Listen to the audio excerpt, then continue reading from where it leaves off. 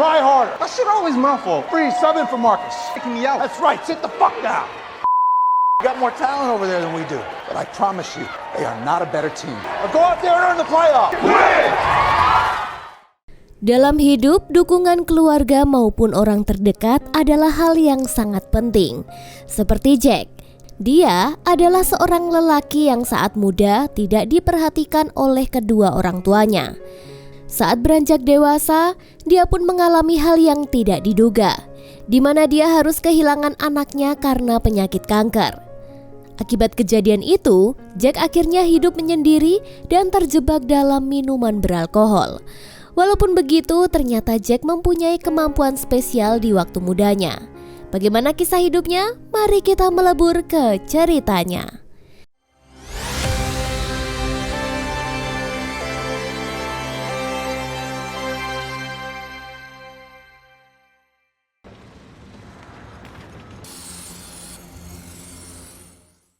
Kisah ini adalah perjalanan hidup Jack, seorang mantan atlet bola basket yang berbakat dari SMA Hayes. Di masa remajanya, Jack dikenal karena keahliannya di lapangan, yang bahkan membawanya meraih gelar pemain terbaik dalam sebuah kompetisi antar sekolah. Berkat kesuksesannya di bidang olahraga, dia mendapatkan beasiswa atletik untuk melanjutkan pendidikan dan juga karir basketnya di Universitas Kansas. Namun, Jack malah memilih untuk tidak menerima beasiswa itu sebagai bentuk pemberontakan terhadap ayahnya. Dia merasa ayahnya tidak pernah memberikan cinta sepenuh hati kepadanya. Keputusan ini menjadi titik balik dalam hidupnya, yang akhirnya membawanya ke jalan yang sangat berbeda dari yang dia bayangkan.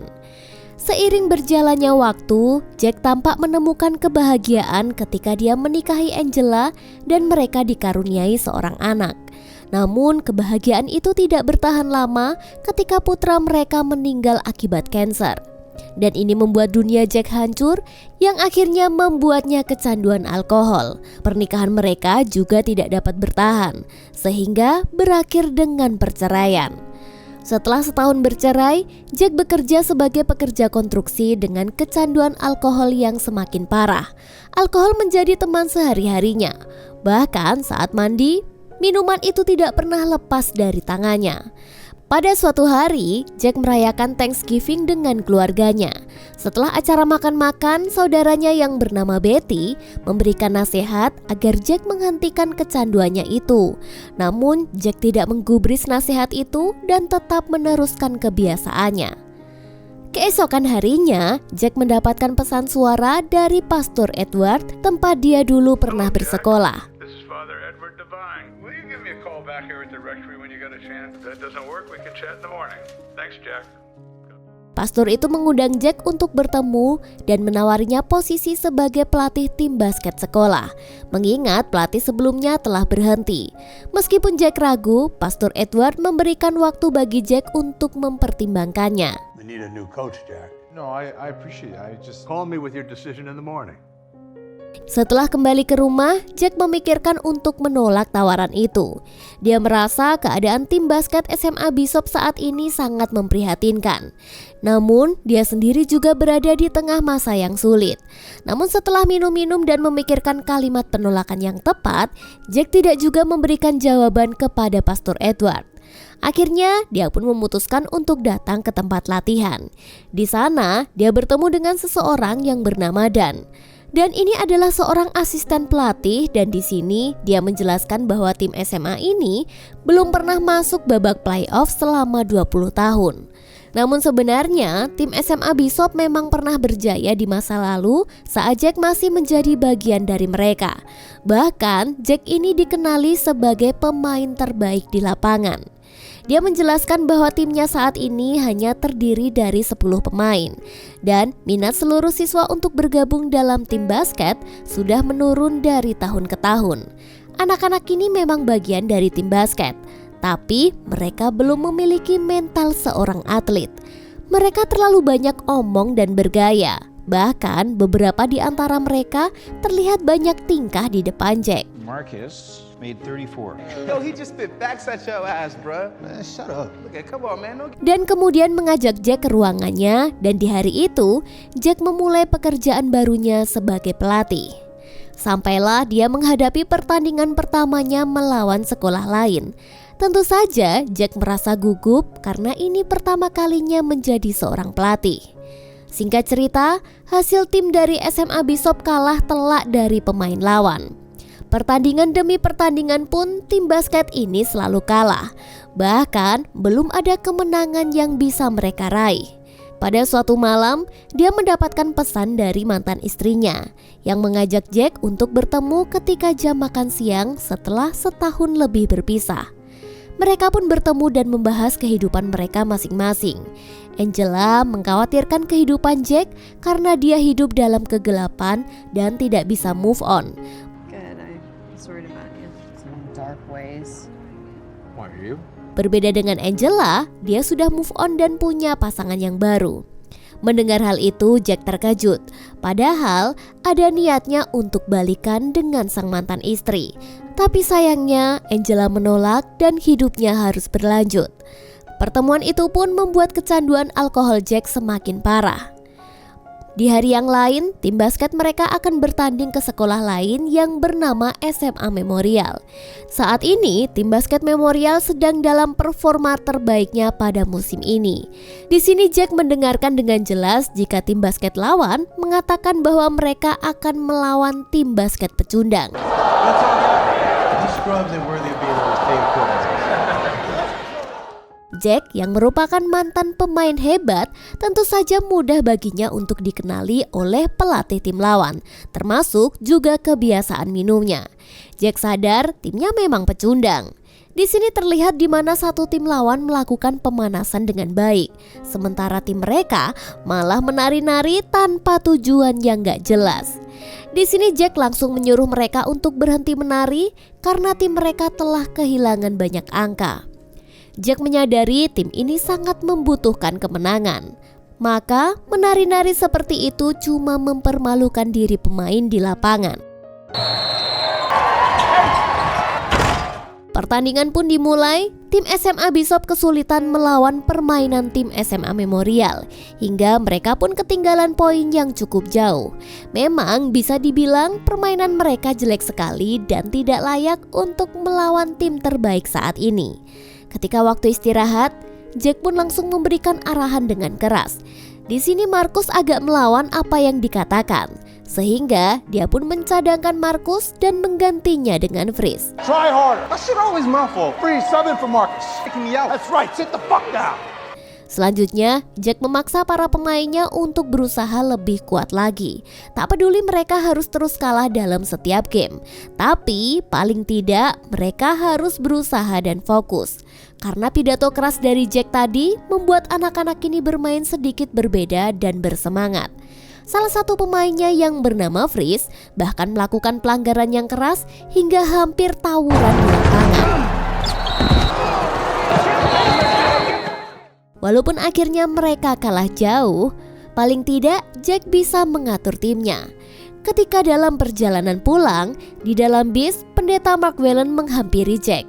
Dia menyampaikan bahwa SMA Bishop punya kode etik.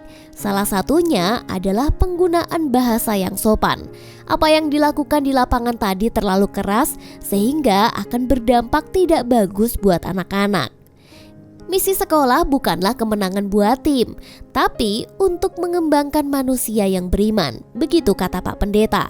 Ketika akan pulang ke rumah dan bertanya kepada Jack tentang kaleng bir kosong yang ada di ruang pelatih, dan pun mengingatkan untuk tidak mengulanginya lain kali. Malam itu sebenarnya Jack ingin minum lagi, tapi dalam hatinya berpikir mungkin kebiasaan ini perlu dihentikan dan dia pun memilih pulang. Besoknya dia menyusun strategi untuk timnya seperti biasa. Di sini Marcus masih bersikap seenaknya dan dengan santuinya dia datang padahal sudah terlambat tanpa minta maaf. Keep your clothes on, Marcus. Come late to the game, you don't play. What are you talking about? I'm like 4 minutes late. Bahkan dia meminta keterlambatannya bisa dimaklumi. Melihat hal itu, Jack berubah pikiran dan mengeluarkan Marcus dari timnya. Hal ini dilakukan supaya Marcus lebih profesional dalam bersikap. Malam ini mereka akan melawan tim Summit. Pertandingan pun berjalan sangat alot. Dan ini pertama kalinya tim Bishop bermain sangat kompetitif. Jack sangat panas pada malam itu. Hingga waktu tersisa 15 detik lagi, mereka ketinggalan satu angka. Ketika time out, Jack yang sudah mempelajari permainan tim lawan pun kemudian memberikan sebuah strategi terakhir untuk mereka supaya bisa mencetak 3 angka di 15 detik terakhir. Dengan strategi itu, mereka akhirnya bisa memenangkan pertandingan.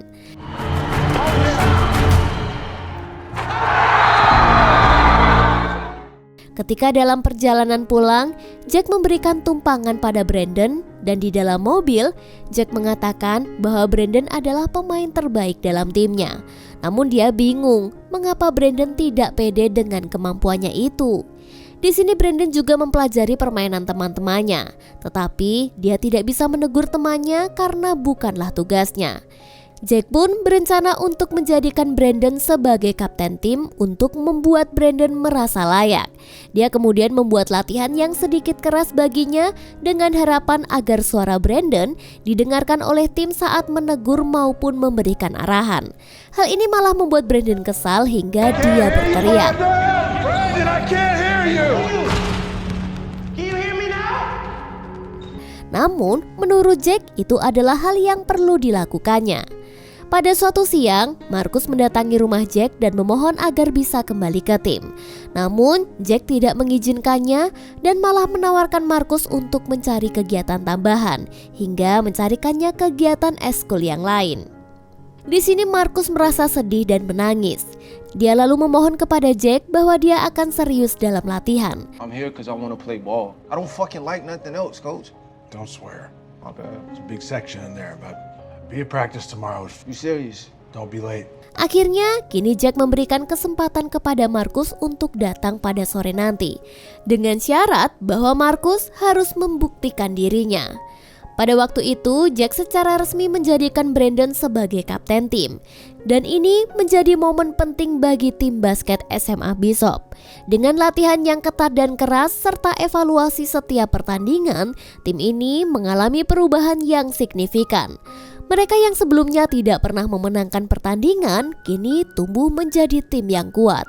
Perubahan ini tidak hanya terjadi di lapangan, tetapi juga dalam ikatan antara para pemain dan Jack. Jack merasa lebih kuat dan para pemain mulai menghormatinya. Suatu hari, Jack dan Angela menghadiri undangan dari teman lama mereka yang anaknya sedang berulang tahun. Mereka berteman karena anaknya sama-sama terkena penyakit kanker. Saat menghadapi acara itu, Jack pun teringat oleh anaknya. Setelah acara ulang tahun, Jack dan Angela menyempatkan diri untuk berziarah ke makam anak mereka. Sementara itu, tim basket SMA Bishop bersiap menghadapi pertandingan penting melawan tim SMA Trinity. Pertandingan berjalan sangat seru dan ketat, dan tim SMA Bishop harus berjuang keras untuk mengejar skornya. Para pemain terlihat gugup karena ini adalah pertama kalinya mereka menghadapi pertandingan penentu. Di tengah permainan, wasit memberikan pelanggaran pada salah satu pemain SMA Bishop yang membuat Jack menjadi marah dan akhirnya diusir keluar lapangan. Akibatnya, SMA Bishop harus menerima kekalahan tipis 6 poin.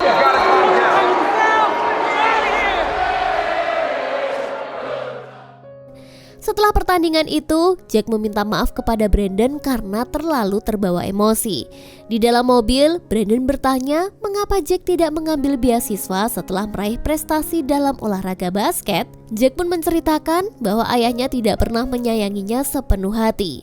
Namun, akhirnya menjadi lebih sayang ketika mengetahui prestasinya dalam basket.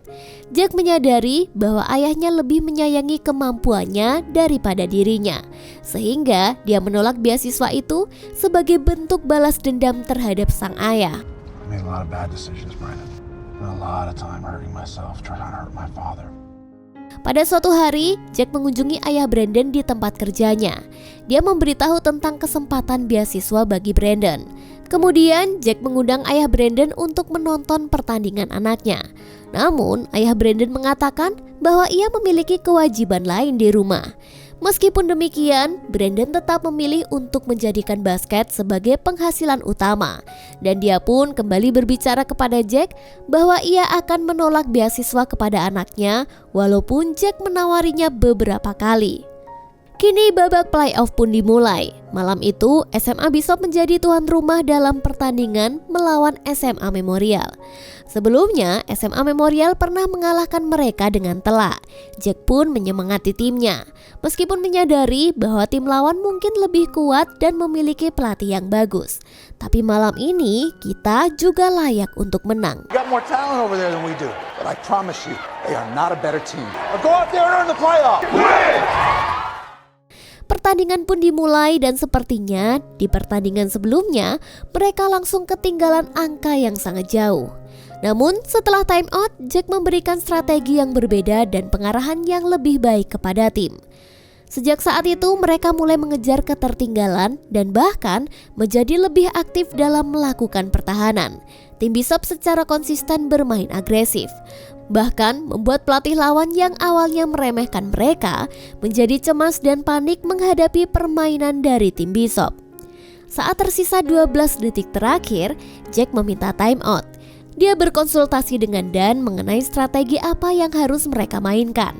Awalnya Jack menjelaskan strategi andalan mereka untuk merebut angka. Namun di detik-detik terakhir, dia memanggil Brandon dan menyuruhnya untuk melupakan strategi sebelumnya. Take the shot. I got this. Dia percaya kepadanya untuk melakukan tembakan yang terakhir. Tak disangka, ternyata mereka berhasil mengalahkan SMA Memorial dengan skor tipis dan lolos ke babak playoff.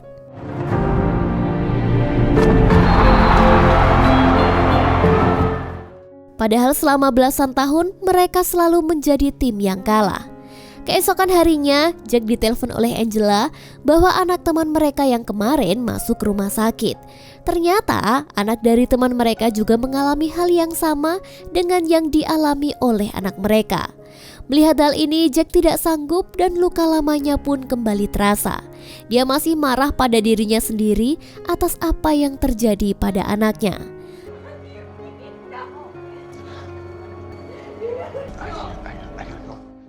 Akibat kekesalannya ini, Jack memutuskan untuk minum alkohol lagi setelah sudah lama berhenti.